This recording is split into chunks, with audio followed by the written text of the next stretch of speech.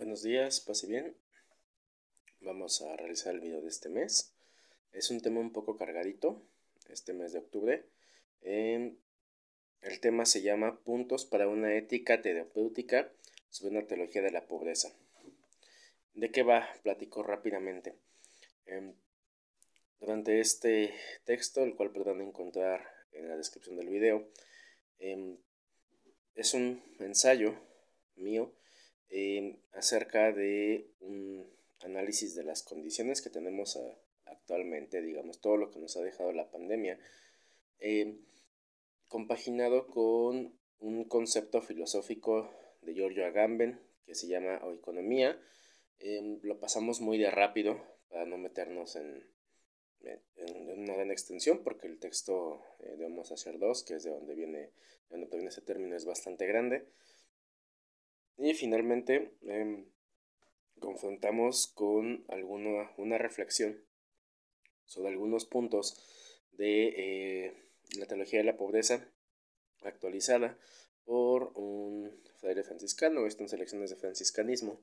Entonces el texto irá sobre esto. El texto ya se lo compartí pues en fraternidad desde que inició el mes. Disculpen, ha sido un mes bastante pesado para poder grabar, pero el video lo tenemos hasta ahora, que espero clarifique algunos puntos porque, como les digo, va un poco denso, pero pues espero aclarar algunas cosas, y el fin de este ensayo es lograr que pensemos algunas cosas sobre nuestro actuar franciscano y sobre qué respuestas puede ofrecer al mundo actual. Comenzamos con la lectura. Durante la formación franciscana que he intentado retomar este año en la fraternidad a la que pertenezco, así como la pandemia que nos ha atravesado durante los casi 3 años al momento de escribir este texto, han surgido diversas problemáticas tanto en la vida en fraternidad como de forma general. Como franciscano, he analizado los cambios vertiginosos a los que nos somete la vida en sociedad y los retos que ella permea y plantea. Creo firmemente que la forma vitae franciscana podría ofrecer puntos de escape a los problemas que nos enfrentamos en una maquinaria capitalista, así como el trabajo en conjunto en los lugares que haga falta, que es, en parte, de lo que se ocupaba Francisco de Asís en su tiempo. Luego entonces, el tema de este mes será un pequeño ensayo que esboza algunos puntos en común entre la propuesta teológica de San Buenaventura, general de la Orden franciscana, y Giorgio Agamben, filósofo italiano contemporáneo, en algunos matices de su texto El reino y la gloria. Si bien no entraré en forma exhaustiva en el pensamiento de ambos, pretendo colocar algunos puntos de reflexión que nos permiten orientar la forma de vida franciscana en el presente y las alternativas que podrían ofrecernos en nuestro caminar. ¿A qué me refiero con la maquinaria capitalista? No voy a entrar en muchos detalles, pero bastaría explicarles lo siguiente. El sistema que tenemos actualmente, vamos a decirlo así, bueno, el que vivimos, que es el sistema capitalista, está basado, no totalmente, pero sí en gran parte, en términos modernos de sociólogos como Max Weber, que son términos que nosotros nombraríamos protestantes. Cuestiones como el éxito, cuestiones como la misma formación de la comunidad, cuestiones como la forma de trabajo, la organización, son tomadas desde este punto. En este sentido, pues la forma de pensamiento franciscana parecía más bien, no tiene una compatibilidad con esta forma capitalista. Eso nos ofrece, pues en un primer punto, si lo pensamos desde manera filosófica y política, una resistencia, y desde un segundo punto, un modo de construcción de alternativas de organización y de vida, que es lo que me interesa, vamos a decirlo, en este punto. Continúo. Primero, aclarar algunos términos necesarios. Michel Foucault, filósofo francés, considera a la ética como el cuidado de sí y el gobierno de los otros, que lleva al cuidado de sí. Es decir, la manera en que nos relacionamos con los otros nos habla sobre la manera en la que cuidamos de nuestro entorno y de los demás. En eso consistiría una ética. Además, este fundamento da la posibilidad de crear sujetos autónomos capaces de organizar formas de resistencia frente a las maneras en que los gobiernos y las fuerzas de poder se apropian de la manera en la que vivimos, a lo que llamaremos biopolítica. Nuestra vida es controlada y dominada.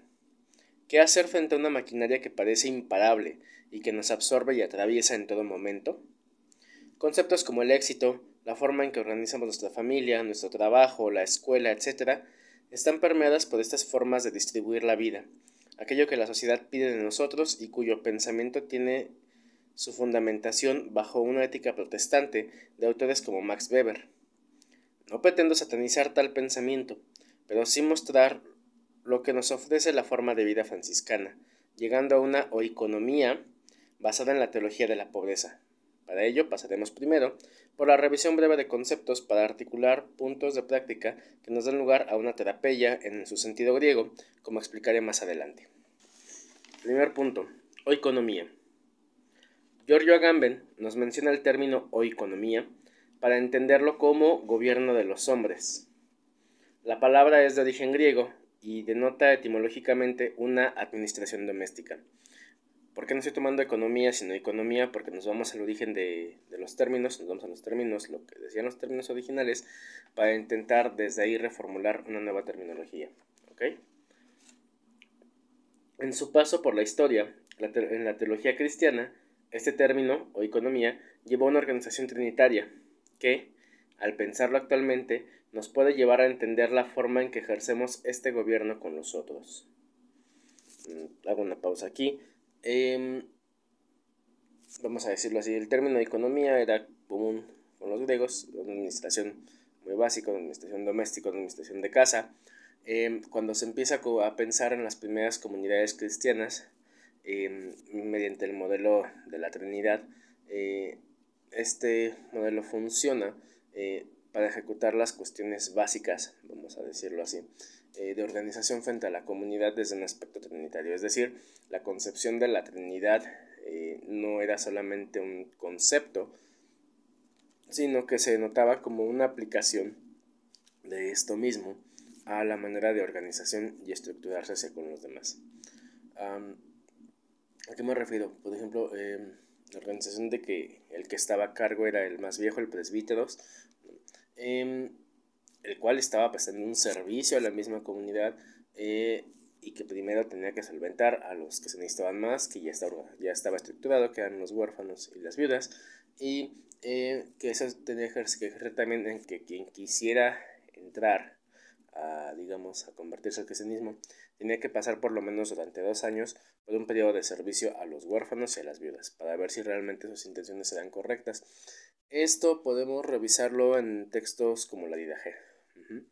No voy a entrar más a fondo en esto, pero es de donde tomamos el término.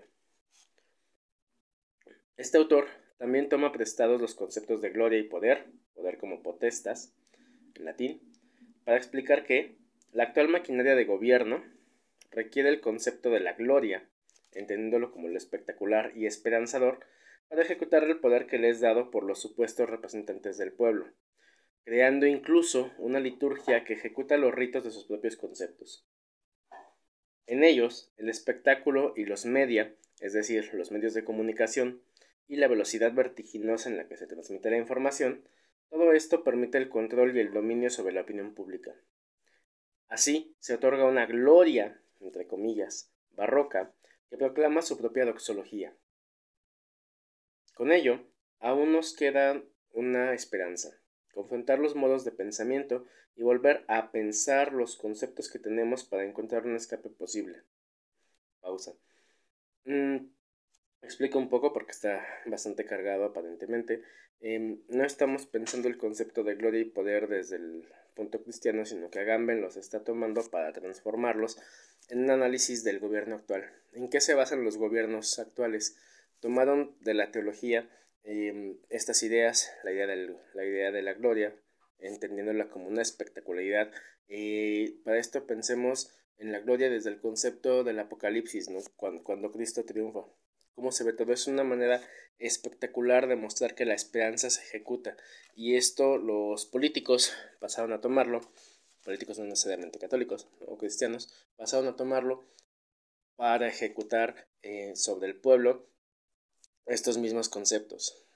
El poder que es dado por el pueblo mismo, aquel que lo representa, se fundamenta en ese vacío de la gloria, porque la gloria no está, ese concepto entendido así, la gloria no está presente, no está ejecutada, digamos, al 100%, pero esa promesa de esa espectacularidad crea toda una serie de rituales que los mismos políticos toman, que ejecutan a través de los más media. Digo, voy a lanzar aquí una crítica al gobierno actual, pero por ejemplo, toda esa espectacularización de las mañaneras que ofrece el presidente es esto, ¿no? Es una, si lo analizamos desde estos conceptos, es un entender que la gloria está y no está ahí, es decir, es un trono vacío que se espera que se ejecute con la dichosa cuarta transformación, pero que realmente nunca llega, eh, pero ahí están los atisbos supuestamente, ¿no? Entonces, es tomar esos conceptos para pensar que hay una espectacularización que se está ejecutando en todo, y esto es lo que permite que de hecho el poder soberano no se ejecute y que nuestra vida esté condicionada por esto. A eso me refería con una gloria barroca, ¿no? Es decir, está totalmente adornado de que se juega con la esperanza de la gente, eh, cuando en realidad no hay nada, es un vacío. Es necesario considerar lo siguiente, abro cita. De la teología cristiana derivan en general dos paradigmas políticos antinómicos, pero funcionalmente conectados. Primero, la teología política, que funda en el único Dios la trascendencia del poder soberano, y, dos, la teología económica, que sustituye a esta por la idea de una economía, concebida como un orden inmanente, doméstico, es decir, lo que se presenta, lo que se tiene, y no político en sentido estricto, aparentemente, tanto en la vida divina como en la vida humana. Del primero, es decir, del concepto de la teología política, derivan la filosofía política y la teoría moderna de la soberanía, es decir, la teoría del gobierno. Del segundo, la biopolítica moderna, hasta el actual triunfo de la economía y el gobierno sobre todo aspecto de la vida social. Esta es una cita de George Agamben. De lo anterior, la cita anterior nos coloca delante de dos cuestiones importantes. Uno, que la actual noción de soberanía y filosofía política deviene de la justificación teológica de un poder soberano que manifiesta, a manera de espectacularidad y rituales, el poder ostentado como aquello que rige y atraviesa todo. Y dos, que la biopolítica, como forma de gobernar y distribuir la vida, deviene de un esquema de economía a la forma tradicional de las primeras iglesias cristianas. ¿Es ello connotado de forma negativa? No, pero el conocerlo nos permite repensar y plantear de qué forma podemos reestructurar la vida cuando ésta se conduce a través de nuevas propuestas de organización y resistencia. Con ello, no se trata de condenar modelos teológicos de donde se toman estos conceptos, sino marcar que el concepto político excede su terminología teológica. Es decir, ya está tan elaborado, tan estructurada toda esta forma de organización que ha pasado a través de los siglos, que lo que queremos entender como concepto en realidad es sobrepasado por la ejecución de este, que es lo que nos sucede actualmente, ¿no? Y que no está limitado o delimitado finalmente por el modelo teológico del que salió, sino que fue modificado para ejecutarse como una maquinaria. Pensémoslo como una gran máquina, ¿no? que se mueve en todo momento, que absorbe todo. No sé si conozcan el mito judío del golem. Es un monstruo que una vez que le dan vida, un monstruo de barro, se vuelve imparable y tiene ejerce una violencia que cada vez va consumiendo todo y creciendo más. Bueno, esto sería similar a un golem del gobierno actual. No solo el gobierno actual del país, no me refiero al gobierno actual en general a nivel mundial. Al respecto, Agamben cita a Schelling sobre el concepto teológico de economía. Hablo cita. Pablo habla de un plan de Dios oculto desde hace siglos, pero manifestado ahora en Cristo. El misterio de Dios y Cristo, que se ha manifestado a todo el mundo a través de la aparición de Cristo, en este punto se aclara que es posible una filosofía de la revelación. Ella no debe entenderse, como la mitología, como un proceso necesario, sino de un modo plenamente libre, como decisión y acción de la voluntad más libre. A través de la revelación se introduce una nueva segunda creación. Ella misma es un acto plenamente libre. Con ello, Schelling coincide en una libertad absoluta, desprendida del concepto primitivo de economía. Más adelante, Agamben pone por conocimiento algunos puntos que interrumpen el proceso de la relación del reino, como análisis de la historia de las ideas y con ello la suplantación moderna a manera de una concepción que reemplazó la economía del Nuevo Testamento por un poder soberano que se ejerce actualmente. Pero hasta aquí dejaremos la revisión de dichas ideas, es decir, planteo esto, lo que sigue, por si a alguien le interesa introducirse en el texto de Agamben, que es precioso y bastante largo, no nos meteremos ahorita en ello. Pero entonces, ¿qué retomamos de aquí con esta cita de Schelling?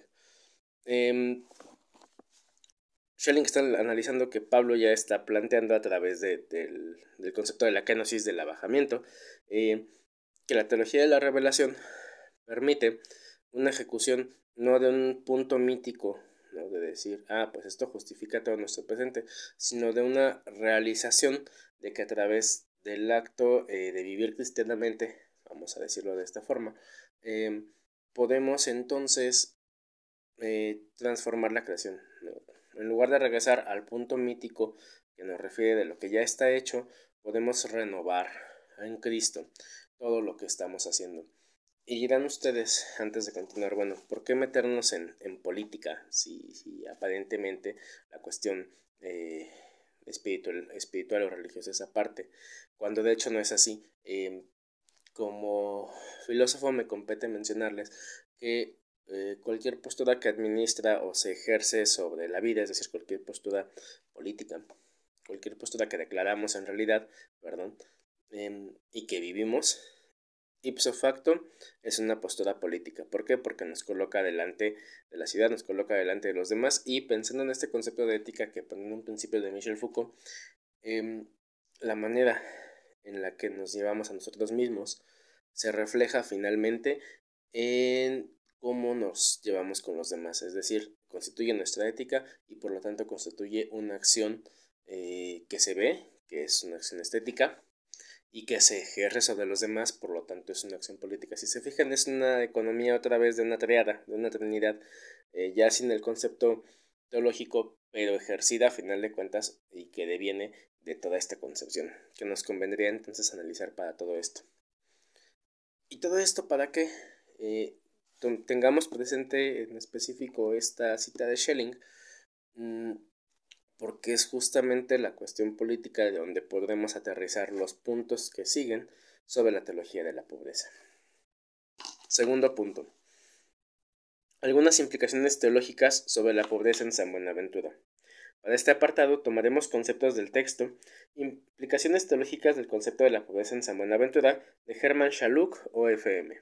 Apartemos un poco los conceptos que acabamos de revisar para adentrarnos en la forma de pensamiento propuesta por San Buenaventura, ministro general franciscano, cuyo pensamiento nos permitirá situarnos desde una visión franciscana en la práctica de una ética que confronte y dé posibles respuestas, al menos, a los retos actuales.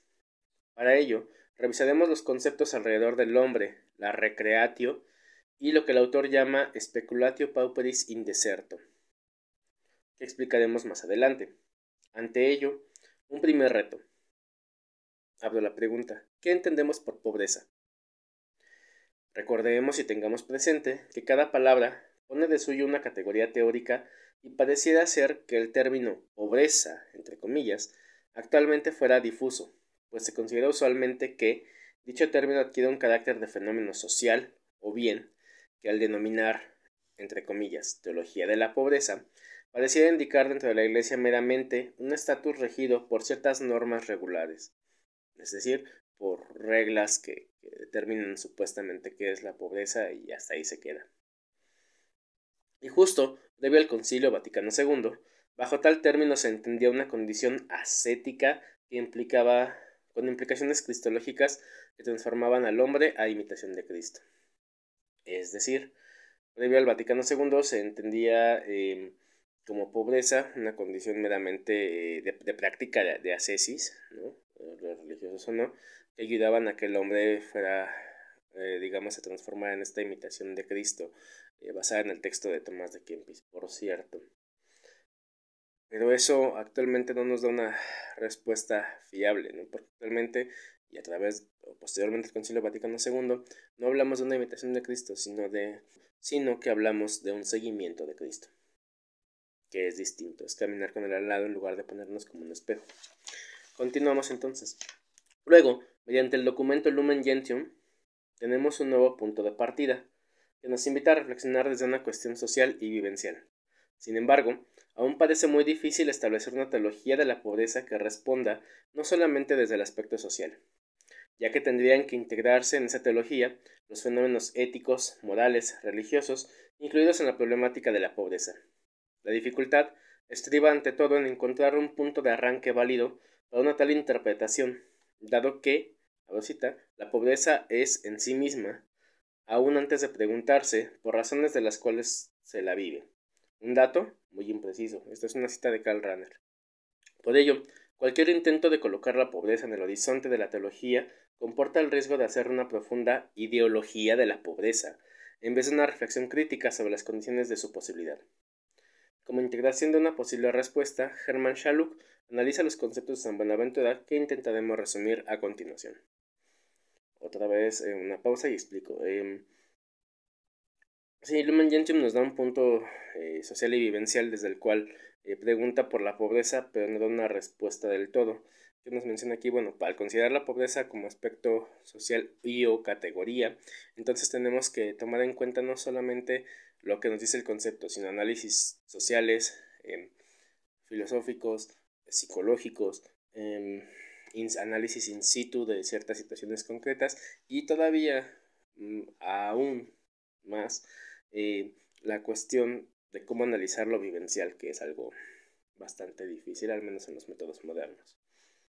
Ahora sí, vamos a entrar entonces con los puntos de San Buenaventura, ¿no? Tenemos en un primer punto, punto A, la visión óntica del mundo.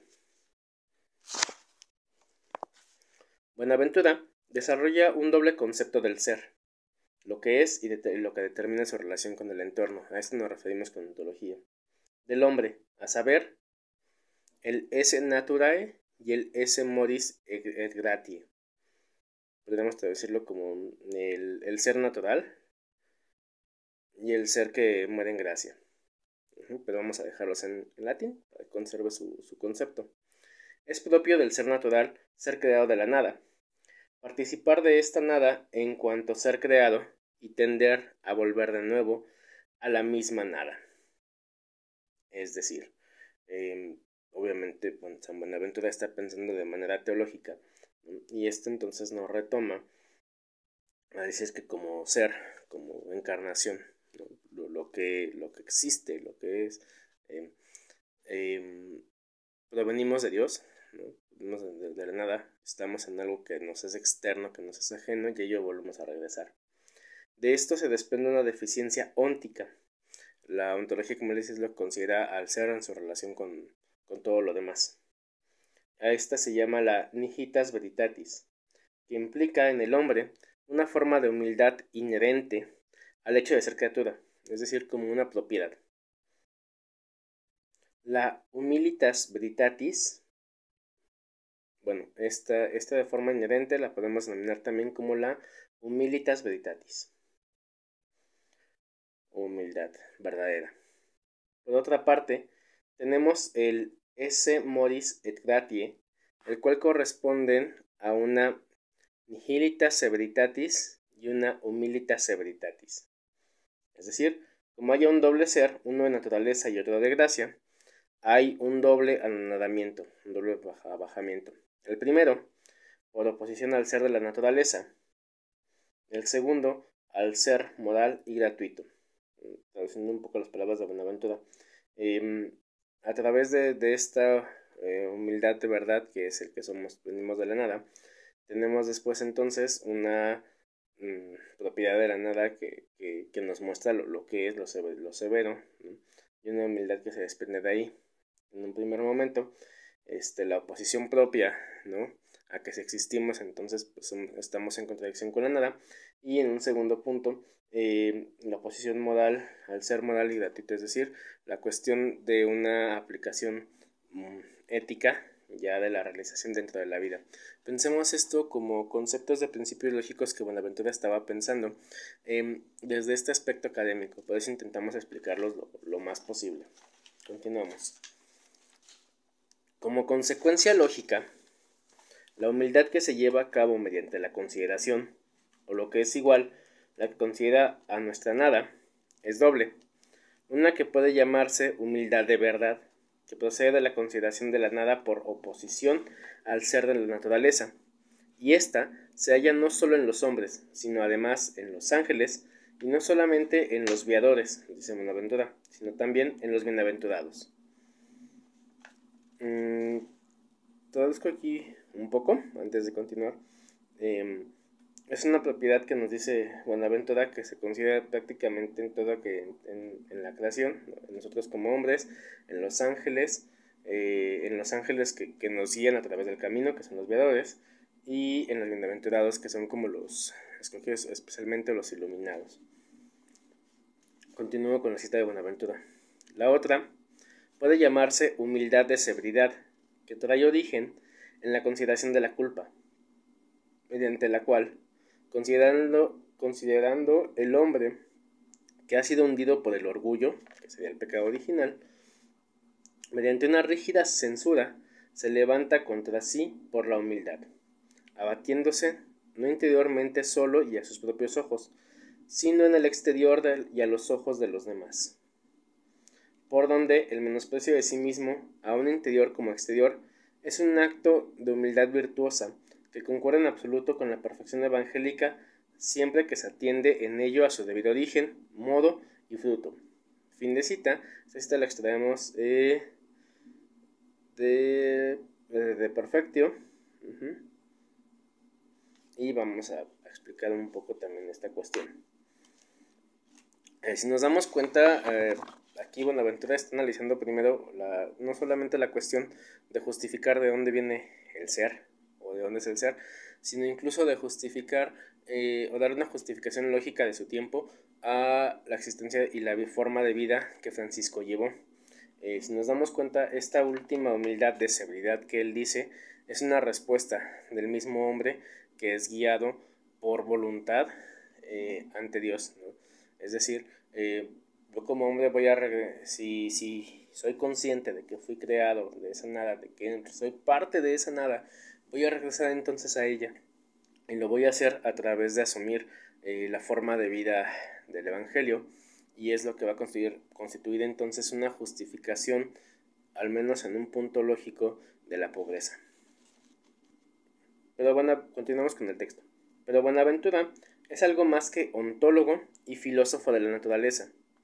La humilitas exterior está fundamentada en una cristología y en la historia de la salvación. La naturaleza creatural y pasiva de la indigencia, que se fundamenta en el hecho de ser criatura, corresponde a una forma activa de esta indigencia, puesta al servicio de la recreatio. Esta última sobrepasa los límites de la naturaleza y ha sido erigida por el mismo Cristo, palabra del Padre, contra el pecado, que es el último grado de la deficiencia humana. Abrosita. Este acto, empero de humildad, se fundamenta en la fe de Jesucristo, ya que es un acto superior a la razón y que excede los términos de la naturaleza. Fin de cita. Explicamos entonces. Recuerdan que hace rato mencionábamos la cita de Schelling, que nos ponía por delante una justificación de esta oikonomía que se rebelaba, por decirlo así, contra el mismo sistema. Bueno, pues es aquí donde podemos empezar a aterrizar y hacer conexión con esta idea de San Buenaventura, que sería la recreatio. Obviamente es tomar los conceptos con pincitas porque pues hay bastantes siglos de diferencia entre ambos y de pensamiento, pero podemos tomarlos para empezar a pensarlos de esta forma.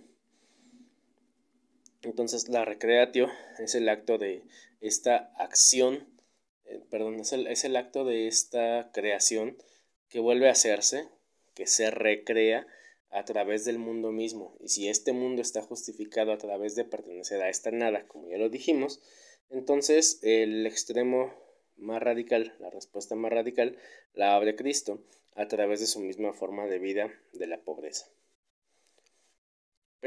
Continuamos con el texto. Pero antes de hablar del fundamento cristológico de la pobreza, tenemos que preguntarnos cómo un teólogo como Bonaventura puede hablar de una deficiencia, entre comillas, de la naturaleza. Hay que tener en cuenta, para ello, que Bonaventura entiende siempre la naturaleza desde la perspectiva de la creación. Todo ser creado, obviamente, es un don de la riqueza de la Trinidad, unidad de Dios. Es decir, este modelo trinitario está presente de por sí ya en la Edad Media, que no conoce en sí mismo ninguna indigencia ni deficiencia. Dios mismo no tiene esas propiedades lógicas con las que pensamos, ¿no? Ni de deficiencias, porque es Dios, ni es una petición de principio, pero vamos a pensarlo así, ni de algo que le falle como la indigencia. Y nos dice aquí la cita, en latín: Haec totum quod fecit fruit gratia, nec erat aliqua indigentia. Esta es de las primeras sentencias. Es lo mismo que acabo de decir. Según Buenaventura, en comparación con la riqueza de ser Dios, hay que constatar en todo lo creado una pobreza e indigencia trascendentales, que solo pueden ser suprimidas por la presencia de Dios. Es decir, al estar la presencia de Dios total en el mundo, estas en automático son suprimidas. Pues todas las criaturas, consideradas ya en sus propias perfectivas, ya en las defectivas, con muy fuertes y elevadas voces, proclaman que Dios existe, del cual necesitan a causa de su deficiencia y del cual reciben el complemento. O bien, en otra cita: Deus per presentiam replet vanitatem essentiam et illa sine hac esse non potest. Y por último, lo que tienen las cosas lo reciben de Dios. Fin de cita. Por lo que nos dice muy bien M.J. Nicolás, por sí misma, la criatura es pobreza, indigencia absoluta. Incluso si se trata del fundamento de todo bien, de esa primera y rudimentaria perfección, que es ser uno mismo y ser algo, incluso si se trata con sordidad profunda, la criatura lo recibe. Ante Dios, como ipsum esse, como ser ese, todo lo creado es más bien signum que res, es lo que es. En el contexto del simbolismo bonaventuriano, lo creado es referencia de la generosa bonitas o bondad de Dios. Una pobreza de la criatura cerrada a esta interpretación sería miseria sin sentido. Es decir, la creación es un don gratuito, un don que refleja a Dios, y que cuando el hombre es capaz de hacer esta presencia divina presente a través del ejercicio efectivo de la Trinidad, entonces se recupera esta visión gratuita, ¿no? Y entonces toda parte defectuosa, por decirlo así, dentro de la misma creación, ya no está, porque lo único que se refleja a través de este reconocimiento es la presencia divina. Cuando Buenaventura reconoce en las cosas y en el hombre las limitaciones de la indigencia, parece que las considera siempre como posibilitación y apertura para la mediación simbólica de la gracia en Cristo. Solo reciben el apoyo de esta gracia en sus esfuerzos, y solo llegan a la meta los que se hacen pequeños y, como San Francisco, están abiertos a la recreación, que es obra de Cristo en persona. El hombre, en cuanto a fin y consumación, recordemos, partimos de la nada y regresamos a la misma, de todo lo creado, debe ser signo de la gracia de Dios en el mundo y franquear la puerta, que es Cristo mismo. El viador, el camino es Cristo. Abro cita: hasta Dios nadie entra rectamente sino por el crucificado. Esto es del prólogo del itinerario de la mente hacia Dios. Hay que considerar la pobreza franciscana también, en cierta manera, como una representación de la dependencia total en el plan del ser, de la criatura sacada de la nada. La criatura está llamada al conocimiento, y entonces, en su enajenación, se sabe profundamente unida a Dios, al hombre Dios del Evangelio. Es una cita de W. Rauch. Pero el conocimiento de Dios no es el fruto del propio esfuerzo del hombre, esto hay que reconocerlo, y es lo que veremos en el itinerario de la mente hacia Dios, sino que, en el ámbito de una teología de la cruz, ecuménica y bíblica, recordemos el actuar de Francisco con el sultán, es un don de Dios otorgado a quien concibe el saber y el hablar de Dios como speculatio pauperis in deserto, que que se nos ha hecho accesible en la autorrevelación histórica de Dios en Jesucristo. Cita en latín: incipit speculatio pauperis in deserto. He aquí, no solamente el punto de partida del itinerarium, sino el lugar donde comienza la teología. Fin de cita. Es decir, este concepto de la speculatio, ¿no? la especulación de la pobreza en el desierto, nos está refiriendo justamente a todo este caminar de reflexión que ya tomábamos el mes pasado con la mística cristiana, hasta cierto punto al menos, de analizar de que todo este proceso de pensamiento, todo este proceso lógico, vamos a decirlo así, y este proceso de análisis de la vida misma, proviene de pensar la pobreza, ¿no?, en el lugar donde tenemos toda tentación, en el mismo desierto, en donde parece que no hay nada, y que esto nos va a dar respuesta entonces por el camino viador de Cristo y de la vivencia de Francisco a través de la misma pobreza como respuesta. Por ello, terminamos esta primera parte de nuestra exposición con el siguiente resumen. La pobreza, junto con la humildad, no es un capítulo aislado o un aspecto parcial de la teología de Buenaventura, sino un lazo existencial, un signo que traduce el conjunto de pensamiento del doctor seráfico, es decir, de un pensamiento que, ante la deficiencia propia de lo creado, el oscurecimiento introducido por el pecado y la recreación otorgada por Cristo, tiene que confesar que el único camino hacia Dios es la cruz y el crucificado. Pero, Rosita, nadie llega a un perfecto conocimiento de Dios sino por una verdadera y recta noticia de sí. Ni se conoce rectamente quien no advierte su propia nada, porque si alguno piensa ser algo, se engaña, pues no es nada. En frase del apóstol en el capítulo último de su epístola a los Gálatas, más conocer la propia nada es humillarse. Luego, la humildad es la puerta de la sabiduría. Esta es parte del bibliologio. Y aquí hacemos una pausa y tenemos que tomar en cuenta esto, ¿no? El conocimiento, la sabiduría,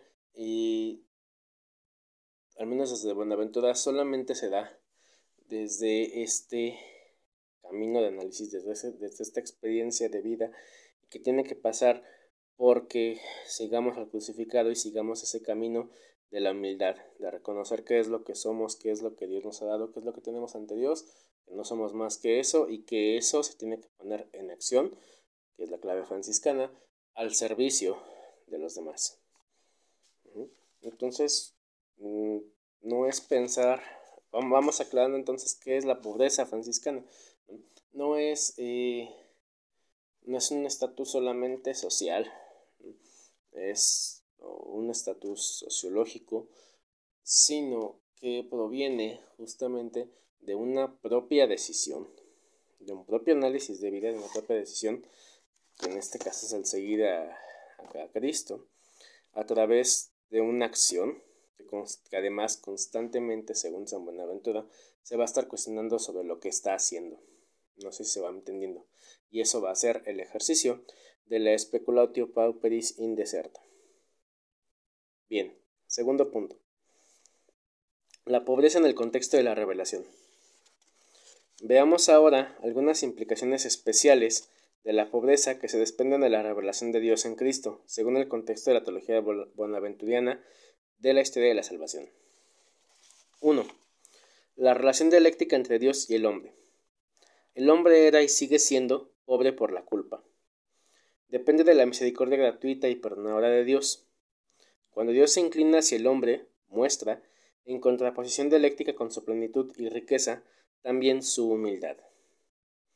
Es decir, no se da simplemente por el hecho de que uno quiera cambiar. Sí, la voluntad cuenta muchísimo, pero hay que entenderlo como una voluntad volcada desde Dios mismo. Más adelante Don Sascoto dirá que es por la realización del amor mismo. El plan salvífico de Dios abarca y supera el abismo existente entre la plenitud y la nada, la muerte y la vida. Esto es posible únicamente porque la fuerza se hace debilidad, porque el Dios fuerte se hace hombre débil, se encarna. Esto es precioso. Ambos extremos se funden en el mediador, Cristo. encontramos en Buenaventura una revelación de este movimiento de Dios que va de la riqueza a la pobreza y a la debilidad, cuando nos presenta la encarnación bajo este enfoque. Ojo aquí, no es la debilidad pensada desde el aspecto de Nietzsche, es la justificación del conformismo, ¿no? Por una condición social de ser pobre, no, es la cuestión de la debilidad en tanto a toda la volcadura de emociones humanas que tenemos como tal y que nos permiten crecernos a partir de ahí, pensándonos que venimos desde Dios mismo. Encontramos en Buenaventura una revelación de este movimiento de Dios que va de la riqueza a la pobreza y de la debilidad, cuando nos presenta la encarnación bajo este enfoque. Esto es de Herken. Por eso, Herken habla de la humildad de Dios.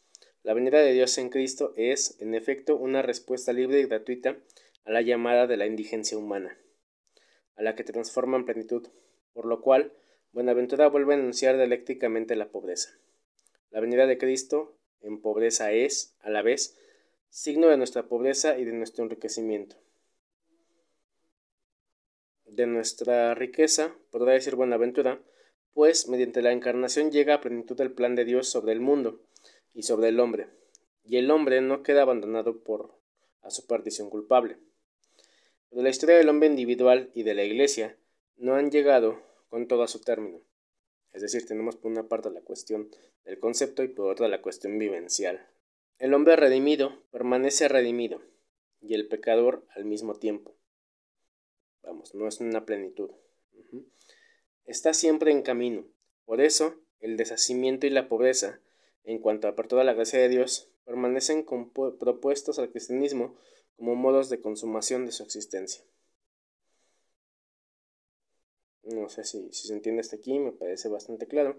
En este caso, la pobreza, entendida así como pobreza franciscana, da lugar a esta realización.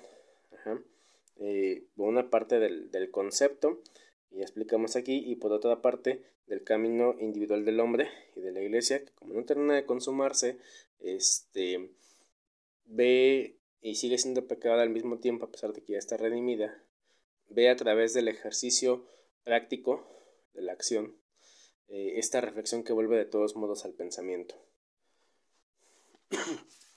Punto segundo. La estructura cristológica de la revelación como expresión sobre Dios y el hombre. El movimiento de pobreza, como hemos visto, arranca pues de Dios y encuentra su expresión suprema en la venida de Cristo y en su automanifestación en la cruz. En Dios no existe ninguna reserva. Su movimiento es la diffusio sui, la condescentio. Esta condescentio comporta dos términos. Dios no se entrega en la nada, sino que crea un ser espiritual capaz de diálogo con él y lo convierte en término de su amor. Además, por un acto de su gracia, fundamentado en Cristo, saca al hombre de su situación de pobreza culpable a causa del pecado y lo convierte así en su partner, en la recreatio, en la cual la pobreza y la humildad ya no son una deficiencia, sino un signo de gracia recibida y referencia a su plenitud escatológica. Este es el caso de Francisco. Ha padecido la gracia de Dios, Salvador nuestro, en los últimos tiempos en su siervo Francisco, y a través de él se ha manifestado en todos los hombres verdaderamente humildes y amigos de la santa pobreza, los cuales, al venerar en su persona la sobreabundante misericordia de Dios, son amaestrados con su ejemplo a renunciar por completo a la impiedad y a los deseos mundanos, a llevar una vida en todo conforme a la de Cristo, y anhelar con sed insaciable la gran dicha de la espera. Por ello, precisamente la encarnación es el tema propio de la Sagrada Escritura, ya que desde el principio en ella se anuncia la nueva creación. En todos los misterios de la Escritura se explica a Cristo con su cuerpo. Por ello, la Escritura contiene en su oscuridad parte del destino del hombre Dios, que como sacramento del Padre, ha llevado a cabo su transitus en pobreza y humildad. Bajo la corteza de la letra clara se oculta el sentido místico y profundo para abatir la soberbia, a fin de que su profundidad latente con la humildad en la letra sean abatidos los soberbios, rechazados los inmundos, apartados los fraudulentos y excitados los negligentes para entender los misterios. En la encarnación misma de la palabra hecha carne de San Juan, ve Buenaventura cómo la humildad de Dios alcanza su propia meta, el hombre pobre y disponible. En la coincidencia oppositorum, tal como manifiesta la encarnación, está el punto central de su pensamiento sacramental, pues en el abismo de la pobreza humana se hace transparente el don gratuito de Dios. Es decir, el hecho de que seamos humanos es lo que permite también, a través de la creación, que ya lo pensó Dios en algún momento, esta posibilidad de que la gracia llegue y de que la gracia se haga camino de la encarnación. Me encanta esta parte del tránsito, ¿no? Acaba de pasar ahorita en días anteriores la celebración del tránsito de San Francisco, y el tránsitus, como esta vida de paso basada en el concepto agustiniano, no es solamente el que estemos de paso, sino que este mismo estar de paso permite la realización, al menos desde lo que nos muestra Buenaventura, de esta gracia hecha presente y de esta vida divina. Claro, va a culminar, pensándolo escatológicamente, en el momento que muramos, pero ya es una condición de posibilidad y de vida misma de la gracia. Punto número C. La perfección de Cristo y la perfección cristiana. Según Buenaventura, la Iglesia es la meta de la acción salvadora de Dios, el campo abierto de su gracia. La perfectio, ejemplar de Cristo, es el inicio y la meta de la acción de Dios sobre el homo viator, el hombre que se conduce, el hombre que es la vía.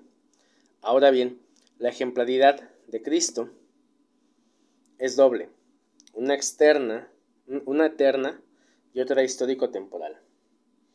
Y entre estas dos funciones de Cristo, en la creación y en la nueva creación, existe, según Buenaventura, también una correspondencia misteriosa en cuanto palabra increada. Cristo es el principio de una creación consumada. En cuanto palabra encarnada, Cristo conduce la obra de la nueva creación, de la enajenación a su meta perfecta. En ambos casos, a un principio perfecto debe corresponder una obra igualmente perfecta.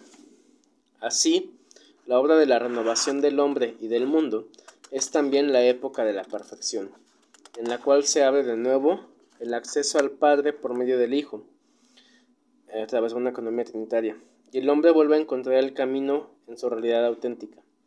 Así como Cristo, en cuanto verbo increado, perfectísimamente formó todas las cosas, así también en cuanto es verbo encarnado, perfectísimamente debió reformar todas ellas. Es, en efecto, cosa que conviene al principio perfectísimo no dejar su obra imperfecta. Luego, el principio reparador tuvo que llevar el remedio de la redención humana sobre la perfección última. Esto de Babiloquio. El plan eterno de Dios, la perfección y la recreación del universo, llega a su plenitud en la pobreza del Hijo y en la radicalización de esta pobreza en la nueva alianza. El Hijo es, dice Buenaventura, precisamente en su pobreza y enajenación, el regalo del amor del Padre a los hombres, y aquí se ve el acto del Espíritu Santo. Es una economía trinitaria, y ya nos resume bastante bien toda esta concepción. La palabra encarnada toma, pues, en la figura del hombre, la situación de indigente. En la encarnación el rico se hace pobre, pues hacerse hombre significa hacerse pobre, no poseer nada que alardear, Hacerse hombre significa hacerse pobre, no poseer nada de qué alardear ante Dios, no tener ningún punto de apoyo, ningún poder ni seguridad fuera del sacrificio y la ofrenda del propio corazón.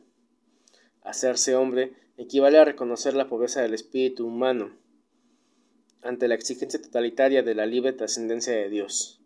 Con el coraje de asumir una pobreza semejante, empezó la aventura divina de nuestra salvación.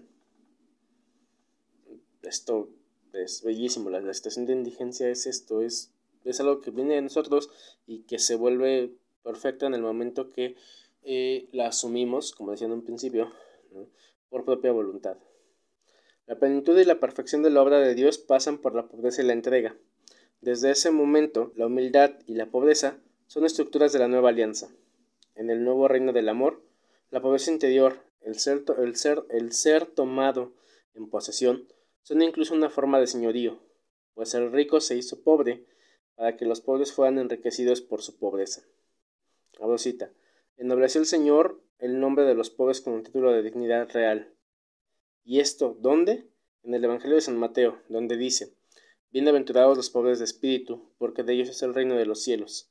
Esta fue la primera palabra que enseñó el Señor al mundo. Si de ellos es el reino de los cielos, luego son reyes del cielo. Luego son tanto más sublimes que los reyes terrenales, cuanto el cielo es más sublime que la tierra. Así pues, los magos vinieron a buscar al niño pobre, porque Cristo vino a sublimar a los pobres, y de este modo reinarán en el reino de los cielos. Hay que tener un punto presente así fuerte, ¿no? No es solamente una escatología de que los pobres serán ricos, no, ya está realizada la plenitud de la vida a través de esta pobreza, pero es una pobreza que se hace consciente, es lo que hay que tomar en cuenta, ¿no? Porque luego es lo que se saltan, por ejemplo, en concepciones modernas o posmodernas, de decir, ay, la pobreza franciscana es a fuerzas que no tienes nada. No. Eh, es una asunción de esta humanidad, de esta humilitas, de esta humildad, porque nada es nuestro, ¿no? Porque Dios, porque todo lo que deviene de Dios, y que lo ves pensado como una nada. Entonces, ¿qué es lo que podemos tener, ¿no? Desde ese punto? La transformación realizada en la forma de Cristo es ahora ley vital de su iglesia. Quien quiera reinar con Cristo tendrá que hacerse primero igual a Él en su pobreza y humildad. Hay que subrayar que en esta aceptación la pobreza no es una virtud, más entre otras. Ella, la pobreza, es el fundamento y la plenitud de todas las actitudes y realizaciones que caracterizan la vida cristiana. Es decir, desde este punto, desde un pensamiento franciscano, si no somos conscientes de todo esto, no podemos entonces tener una realización cristiana. En Cristo, al mismo tiempo, la perfección futura escatológica ha encontrado ya ahora su expresión plena. A través de la palabra increada y encarnada, Dios busca un interlocutor personal y lo encuentra solo en el hombre, que se pone totalmente a su disposición. Por su parte, el hombre encuentra a Dios solo cuando acepta la iniciativa de Dios, que despojándose sale a su encuentro. Esto es bellísimo, ¿no? Eso es un Dios que encontramos a través de este mismo reconocimiento de la pobreza, del despojarse de todo. A la búsqueda emprendida por Dios corresponde la espera y la disponibilidad del hombre. Ahora bien, en Cristo, el hombre perfecto han tomado a la vez forma el principio y el fin del misterio cristiano y salvación, y al mismo tiempo la humanidad redimida en Cristo es presentada a los ojos del mundo. Esto es de Cayetanésser. Para que el hombre, por falta de ejemplar, no dejase de humillarse, quiso Dios tomar la forma de siervo y ser en ella humillado, para que los otros, con tal ilustre ejemplo, se inflamasen y moviesen a su perfecta humillación. Buenaventura quiere decirnos que no existe nada definitivo fuera de la venida definitiva de Cristo en la encarnación, en la cual se inicia a la vez la consumación. Nada de cuanto el hombre espera de los bienes perecederos, bien sea de la ciencia, de los bienes materiales o de cualquier otra cosa, puede apaciguar sus anhelos. Solo Dios mismo puede responder a sus ansias, expresadas o recónditas. No hay otra cosa más que regresar a de donde venimos. Mediante el don de su Hijo y su encarnación, Dios ha dado ya una respuesta definitiva. Dios llevará a término la obra de la nueva creación. Él hará nuevas todas las cosas. Cuánta codicia hay de las cosas corruptibles. Cualquier cosa que se apetezca de las cosas transitorias, sea ciencia, sea otro objeto cualquiera, jamás hacia el alma. Solo Dios colma nuestros deseos, y entonces, cuando los colmare, se realizarán las palabras del Apocalipsis. He aquí que hago nuevas todas las cosas. Y finalmente, pasamos al punto 3, que intenta hacer una recapitulación de estos conceptos y intenta plantear, a manera de ensayo, esta cuestión de la ética terapéutica de la pobreza, y que lleva por título justamente Hacia una ética terapéutica de la pobreza. Desde un pensamiento filosófico posmoderno, la economía divina Llamamos economía divina a la administración o gobierno de todas las cosas de las que se sirve Dios, desde la creación del mundo hasta la consumación de los siglos, para la gloria de su nombre y la salvación de los hombres. Y el concepto judío del reino, que está basado en el concepto Malihut, que es una de las últimas sefirot, significaba que Dios gobernaba de modo irresistible pero dulcemente y sin violencia, de manera que el hombre cree seguir su voluntad mientras ejecuta la de Dios. En eso consistía el reino, pensándolo desde el término judío, Malihud. Han dado lugar a las formas de ejercicio de poder que organizan nuestra vida. Si bien, a partir de la filosofía moderna es bastante discutible pasar de términos teológicos a filosóficos, hemos visto, a manera de lluvia de ideas, cómo esta interpretación del poder soberano de Agamben nos permite posicionarnos en el presente y comenzar una crítica. Si bien su estructuración de términos nos coloca en una aparente contraposición con una visión teológica, Shaluk nos coloca desde la visión bonaventuriana en el horizonte de la historia de la salvación y en la perspectiva cristológica. La pobreza ya no significa miseria o deficiencia, sino que posee una función salvadora. Ella conduce hacia la plenitud y muestra ya la plenitud escatológica realizada. Recuerden el concepto de transitus.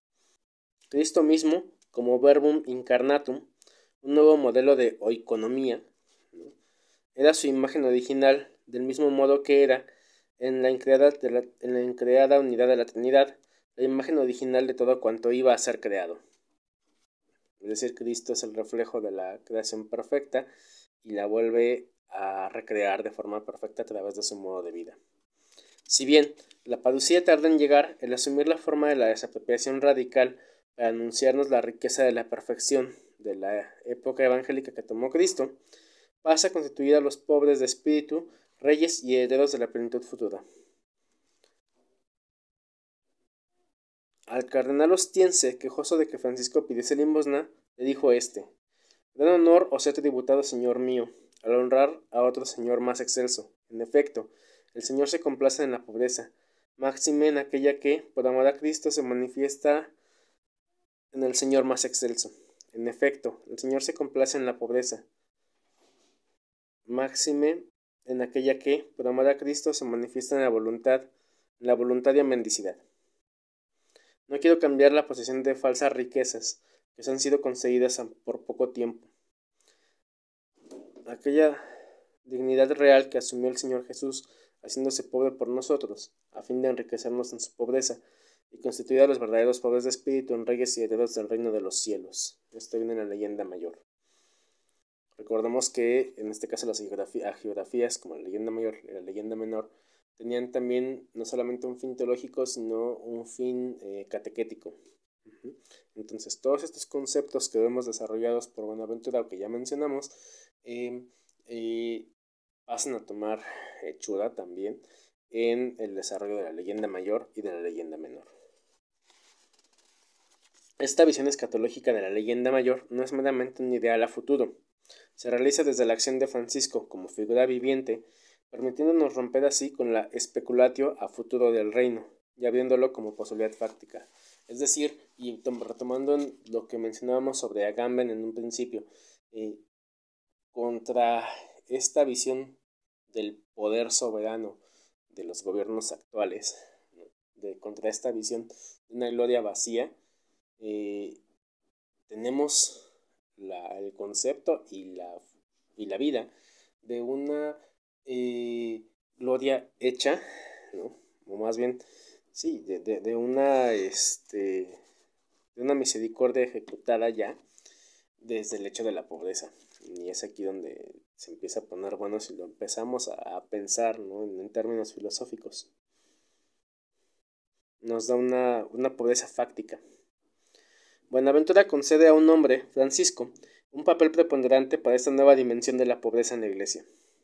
Francisco se encuentra en la misma línea de los apóstoles y profetas, y anuncia que, contra todas las pretensiones de la falsa sabiduría del mundo, la nueva sabiduría de Dios quiere revelarse precisamente a los pequeños y a los pobres. El soberano maestro, en efecto, suele descubrir sus misterios a los sencillos y pequeñuelos, como primeramente se vio en David, eximió entre los profetas. Después, en Pedro, el príncipe de los apóstoles, y finalmente en Francisco, el pobrecillo de Cristo. Con ello se convertirá a sí mismo en una manifestación profética de la figura de la iglesia peregrina, pues Dios no cesa de llevar a cabo en la historia, por la historia misma y a través de la historia, la plenitud. Esta permanece todavía oculta, pero no está vacía. Dado que Dios nos ha enriquecido ya en Cristo y nos lo ha entregado todo a Él, revelará todas las cosas en la consumación y llevará a plenitud todo cuanto ahora parece todavía como indigencia. El reino que Adán creó para sí, que era el reino del Malig, ¿no? Al asumirse como que Dios no está, pero que lo dejó ahí, se rompe con esta posibilidad de recreatio que Buenaventura nos da. Mirar a San Francisco amplía nuestra visión hacia lo que no ha llegado todavía, hacia el futuro. La salvación apunta al hombre histórico y en la forma definitiva del mundo. Se impone descubrir una y otra vez una concepción y una forma de pobreza que estén abiertas al Dios que viene.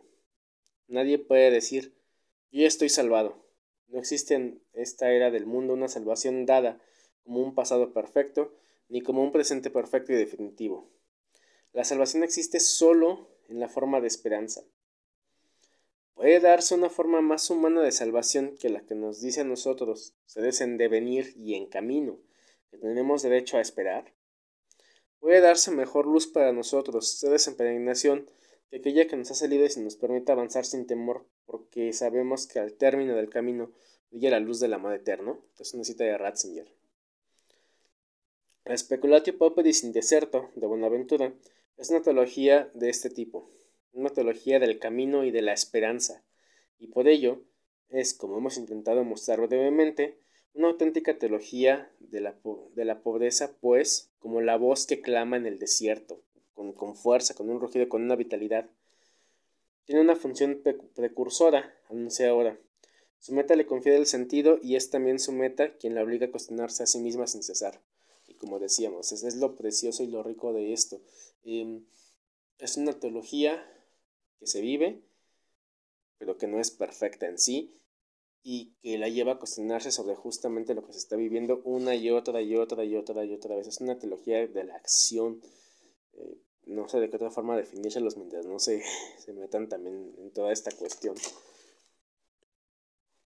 No se detiene, todo el tiempo está, no de manera cíclica, sino de manera espiral, ¿no? Pensemos en una espiral como con ascensos y descensos. Va, sube y baja. Se piensa a sí misma, responde, pero no se queda solamente en la especulación arriba, sino que aterriza desde lo que tenemos y desde la vivencia que tenemos aquí. Derrocaremos entonces a todo aquello que vaya contra la pobreza. Este ejercicio de ética no va a derruir desde los demás. Implica, como ya se dijo antes, primero cuestionarse a sí misma y transformar desde el individuo y es capaz de mutarse en fraternidad, a nosotros y nosotros a los demás. En este sentido, conviene traer a colación el concepto de red de enjambre de Michael Hart y Antonio Negri. Las abejas, en el momento de trabajar, se organizan dentro de la colmena como una red capaz de apuntalar cada punto que haga falta.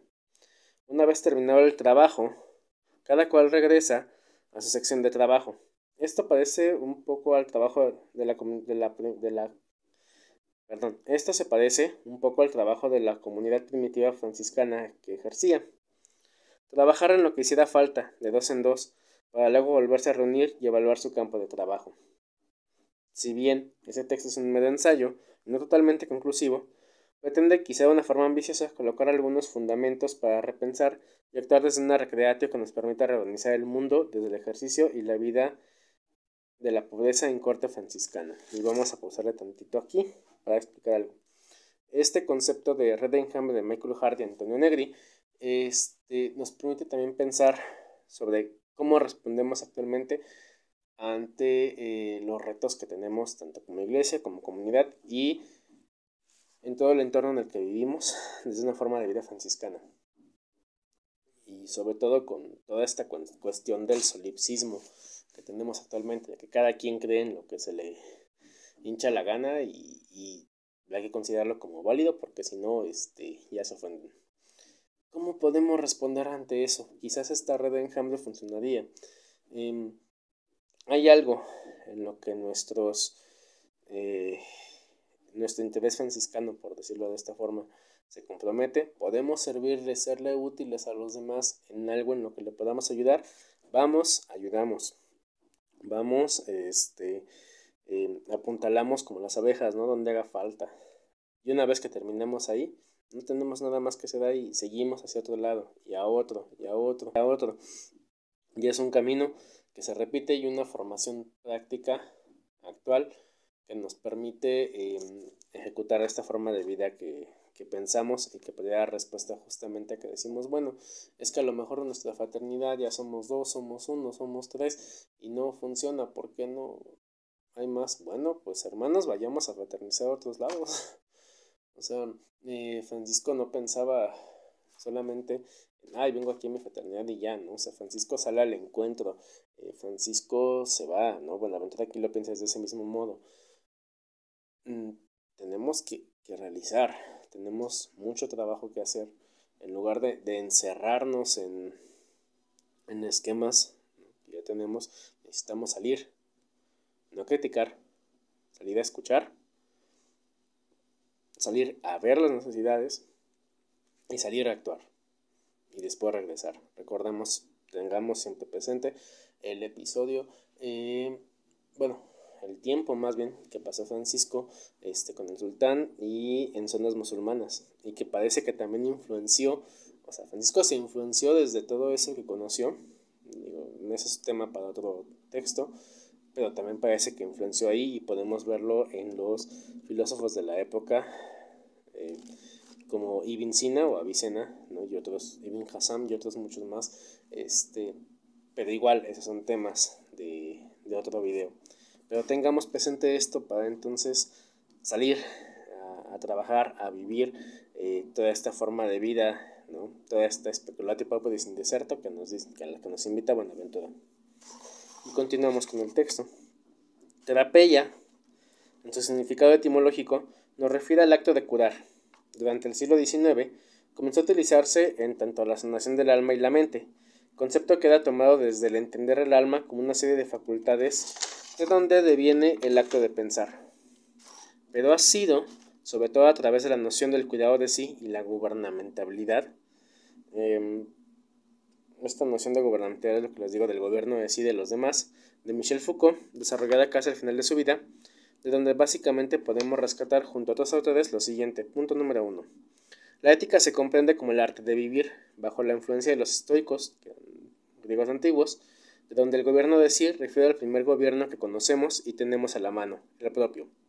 De aquí la cuestión primera, de poder gobernarse a sí mismo como centralidad de las escuelas helenísticas, recordando siempre que dichos discursos de las corrientes mencionadas obedecían a una manera de situarse políticamente en la ciudad.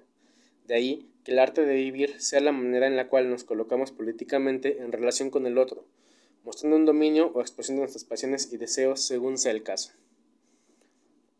Es decir, nos ejecutamos directamente en una realidad, en una ciudad, en una polis, como nos decían anteriormente, ¿no? Trasladándolo a la actualidad. 2.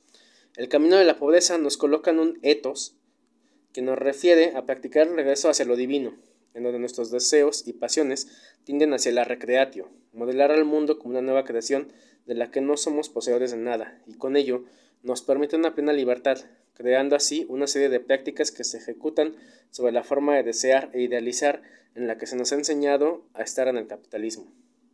Es decir, tenemos un contra y aquí es precioso.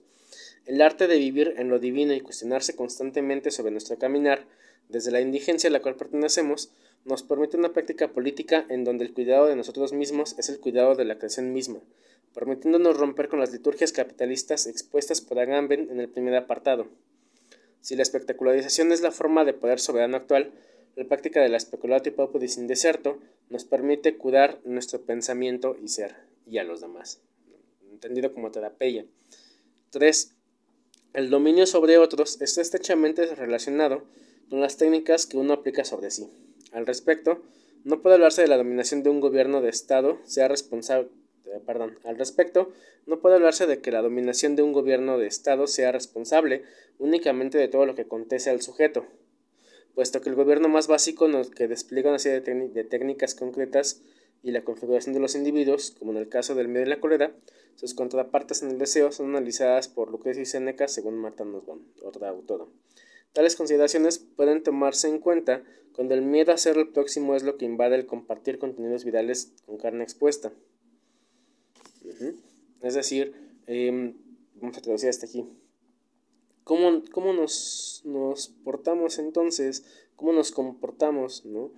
ante un gobierno de Estado con un trono vacío y que además sus liturgias nos llevan a exponer la extrema violencia de frente para ponernos ante el miedo de que podemos ser los siguientes? Pues empezando a quitar todo eso, quitar esas consideraciones, ¿no? Los griegos no nos pueden responder a eso, como dice aquí el texto, pero nos corresponde a nosotros analizar cómo responder los contenidos de carne expuesta. Me refiero, por ejemplo, a todos estos contenidos violentos que tenemos como cuestiones virales, como noticias, como memes, etcétera, que nos muestran que aparentemente somos solamente carne comercializable para el capital. ¿Cómo respondemos ante eso? ¿Cómo nos lo quitamos de enfrente?